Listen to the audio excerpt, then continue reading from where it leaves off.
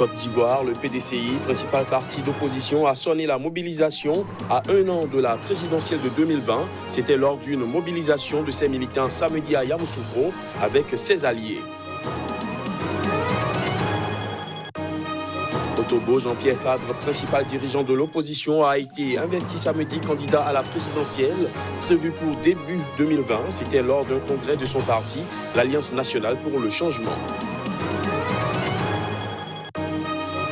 Et puis Madagascar vit au rythme des coupures de courant avec ses installations électriques saturées et délabrées, mais aussi ses vols de courant fréquents. L'électricité demeure un produit de luxe dans ce pays.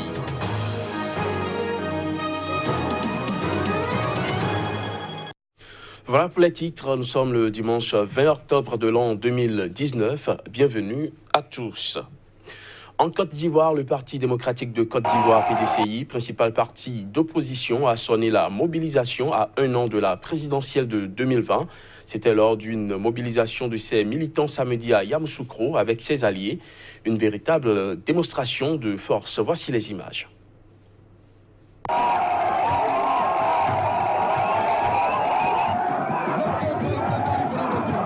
C'est une foule immense qui a assisté au meeting du principal mouvement d'opposition à Yamoussoukro, la capitale politique ivoirienne, ville natale de Félix Houphouët-Boigny, père de l'indépendance de la Côte d'Ivoire et fondateur du parti. Venus de tout le pays, les militants ont reçu un message de mobilisation. Aujourd'hui, nous sommes à un tournant décisif de notre parti. À l'approche de l'élection présidentielle prochaine, le PDCI RDA, ses alliés et sympathisants sont plus que jamais déterminés pour reprendre les rênes de ce pays. Nous voulons la libération de tous les prisonniers politiques, civils et militaires. Le retour de tous les exilés civils et politiques, y compris Laurent Gbagbo et Blé Goudé. À cette occasion, le numéro 1 du parti, Henri Konan Bédié, a également adressé des critiques acerbes au régime du président Alassane Ouattara, avec lequel il était allié jusqu'en août 2018, fustigeant des dérives dangereuses et totalitaires qui menacent la République. Après avoir rompu avec le parti du président Ouattara, le PDCI cherche à construire un front commun d'opposition pour remporter la présidentielle, notamment avec l'autre grand parti d'opposition, le Front populaire ivoirien de Laurent Gbagbo, qui a participé au meeting. Pourquoi je vous dis, aujourd'hui, notre mobilisation est urgente. Demain, ce sera trop tard. Mobilisons-nous. Le président Bédié, à son âge, il vous a lancé un appel tout à l'heure. Saisissez cet appel, mobilisons-nous et en avant pour la libération de la Côte d'Ivoire. Ce rassemblement de Yamoussoukro intervient après un meeting commun et inédit PDCI-FPI qui s'était tenu mi-septembre à Abidjan sous le mot d'ordre de la réconciliation nationale. Anciens ennemis jurés, les deux anciens présidents, Bédié et Gbagbo, s'étaient rencontrés fin juillet à Bruxelles. En bref, au Togo, Jean-Pierre Fabre, principal dirigeant de l'opposition, a été investi candidat à la présidentielle prévue début 2020. C'était lors d'un congrès de son parti, l'Alliance nationale pour le changement, ANC. Plus de 600 participants au congrès l'ont désigné pour son engagement politique, son dévouement total de longues années et ses efforts inlassables en vue de réaliser l'alternance au Togo. Personnage central de l'opposition, Jean-Pierre Fabre a déjà pris part aux présidentielles de 2010 et 2015. Et a toujours terminé en deuxième position. À l'ouverture du congrès vendredi, Jean-Pierre Fabre avait invité le président Faure Gnassingbé à ne pas briguer un 4e mandat pour éviter des tensions sociopolitiques dans le pays. Récente détention de militants emblématiques en Égypte, le Haut Commissariat de l'ONU aux droits de l'homme s'insurge et demande aux autorités d'enquêter sur les allégations de torture sur ces personnes détenues. Plusieurs militants connus pour avoir participé à la révolte populaire de 2011 ont été arrêtés ces dernières semaines en Égypte. Parmi eux, la blogueuse et journaliste Esra Abdel Fattah et Alaa Abdel Fattah, blogueur et programmeur informatique. Ils sont accusés d'appartenir à un groupe terroriste, de le financer, de répandre de fausses nouvelles portant atteinte à la sécurité nationale et d'utiliser les médias sociaux pour commettre des délits de publication. Après son arrestation, Esra a été battue parce qu'elle a refusé de déverrouiller son téléphone portable et a été ensuite obligée de rester face à un mur pendant 7 heures, d'après le Haut Commissariat de l'ONU. L'agence de l'ONU appelle l'Égypte à enquêter rapidement et efficacement sur toute allégation de torture ou de mauvais traitements en détention. Des manifestations ont eu lieu à travers le pays, principalement les 20 et 27 septembre. Selon plusieurs organisations de défense des droits humains, environ 3000 personnes ont été arrêtées depuis le 20 septembre, dont des intellectuels, des militants politiques, des avocats et des journalistes. Les ONG estiment que ce coup de filet est le plus vaste depuis l'arrivée au pouvoir de Abdel Fattah al-Sisi en 2014. Au Kenya, le président Uhuru Kenyatta a assisté cette semaine à l'ouverture de la deuxième phase du projet de chemin de fer qui relie Nairobi à Naivasha. À cette occasion, le chef de l'État kenyan a rappelé l'importance des infrastructures de transport de qualité dans la stimulation de la croissance économique, l'amélioration du climat d'investissement et l'accroissement de la compétitivité du pays. On l'écoute. We therefore then embarked on a journey of developing the standard gauge railway. Il y a 5 ans, nous nous sommes lancés dans le développement d'un chemin de fer à voie normale avec les États partenaires de l'Ouganda, du Rwanda et du Sud-Soudan. En conséquence, nous avons achevé la première phase du chemin de fer à écartement normal Mombasa-Nairobi qui a commencé l'année dernière à transporter des passagers et du fret. À ce jour, nous avons transporté plus de 3,5 millions de passagers et 6 millions de tonnes de fret. And 6 million tons of freight. Today, we are marking yet another milestone with the commissioning of this 120. Aujourd'hui, nous marquons une nouvelle étape avec la mise en service de la ligne ferroviaire Nairobi-Naivasha de 120 km, qui est la phase 2 de l'ensemble du projet. L'achèvement de la section Nairobi-Soussoua de ce projet devrait révolutionner le développement des zones environnantes.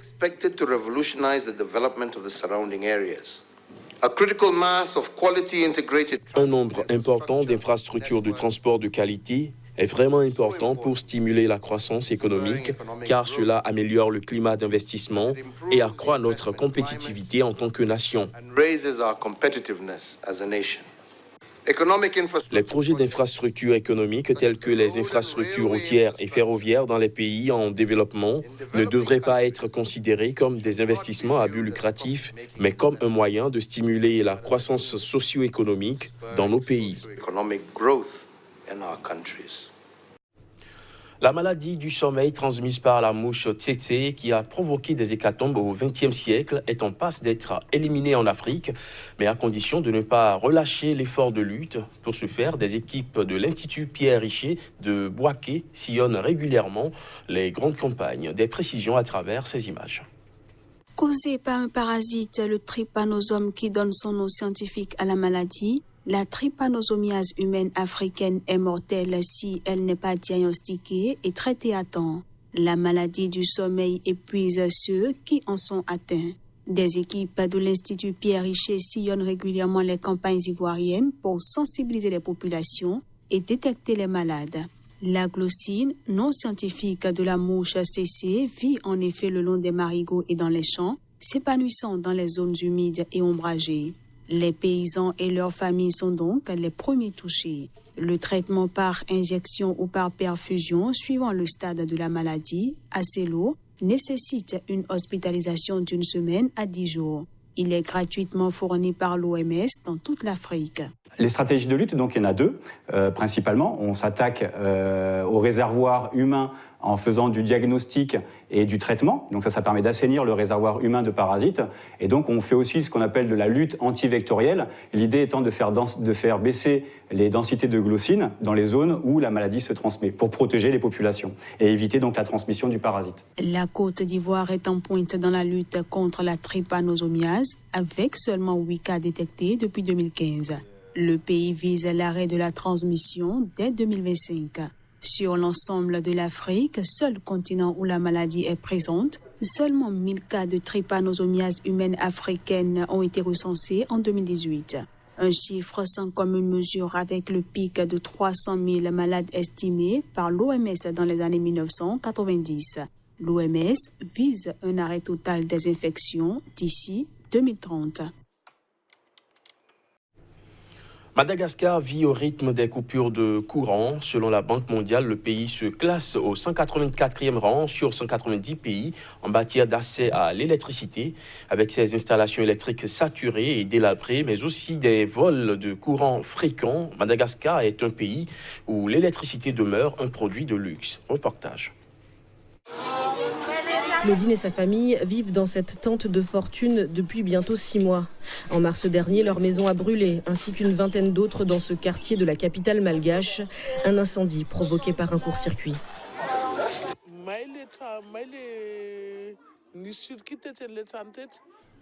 Le court-circuit a démarré sur cette maison, là-bas. Comme cette maison est en bois sec, lorsque le poteau a pris feu, le fil électrique a propagé le feu vers notre maison, qui est aussi en bois. À Antananarive, 60% des incendies sont causés par des courts-circuits. Aujourd'hui, les techniciens de la Dzirama, la compagnie d'eau et d'électricité malgache, remplacent un poteau électrique. La majorité des installations électriques malgaches sont vieilles de 100 ans, un délabrement auquel s'ajoutent les branchements illicites. Les gens se branchent n'importe où ou sans autorisation et le transformateur ne supporte plus la surtension. Par exemple, une installation ne peut supporter que 3 ampères alors que ces gens font de la soudure, des brushings et utilisent d'autres appareils à haut voltage. Les câbles venant de leur maison peuvent chauffer et brûler. Depuis plusieurs années, la Dzirama est accusée de mauvaise gestion en vendant son électricité à perte. En effet, la compagnie nationale achète le kilowattheure à des fournisseurs privés 2 fois plus cher qu'elle ne le vend aux consommateurs. Résultat, une dette colossale de 300 millions d'euros et des coupures de courant fréquentes pour économiser de l'électricité. Lassé, ce vendeur d'appareils électroniques s'éclaire désormais grâce à des panneaux solaires.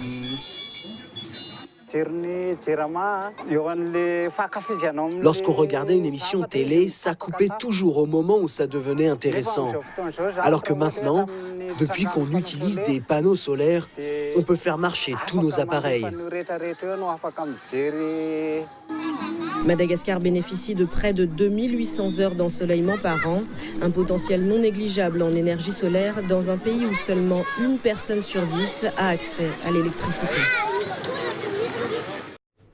Des écoliers ont dessiné les conséquences de la pollution pour présenter Kinshasa à leur ville et capitale de la République démocratique du Congo. C'était à l'issue d'un atelier de 2 jours sur les histoires des villes. Voici les détails. La gestion des déchets est un véritable cauchemar en République démocratique du Congo et dans sa capitale, Kinshasa. Et les habitants se plaignent de vivre dans une décharge. Encadrés par 8 artistes expérimentés, les écoliers de 2 écoles consulaires françaises et belges et de 2 écoles de la périphérie de Kinshasa ont réalisé des dessins pour présenter leur ville. Lesquels dessins ont été présentés au centre culturel français de Kinshasa. Certains écoliers ont accroché des carcasses de téléphones cellulaires sur des plaques, d'autres ont été pris en photo, enduits de peinture sur leur corps pour représenter les violations des droits de l'homme. Certains ont construit une maisonnette avec des bouteilles en plastique. Nous étions au nombre de 8 artistes et chacun de nous a eu à entretenir 2 ateliers avec ses enfants qui ont été appelés à penser de tout ce qui se passait à Kinshasa, tout ce qui est infrastructure, embouteillage, mauvaise circulation, des rivières mal entretenues. C'est ce qui a été à la base de l'imagination des enfants. J'ai voulu m'exprimer sur la pollution de l'eau, parce que le fleuve Congo est très pollué et on ne respecte pas beaucoup les signalisations. On jette ses déchets dans la rue. Ben, j'ai voulu un peu parler de tout ça en m'exprimant avec l'œuvre. À Kinshasa, mégapole de 12 millions d'habitants, les ménages produisent au moins 480 mètres cubes de déchets par jour. Dans le cadre d'un projet qui a pris fin en 2015, l'Union européenne avait injecté $1 million par mois pour leur évacuation. Mais désormais, la régie chargée de l'assainissement de la capitale congolaise ne dispose que d'un budget de $400 000 par an, selon son directeur Anderson Vantoto. Depuis, des montagnes d'immondices ont fait leur apparition dans la ville. Fin de ce JT, merci de l'avoir suivi.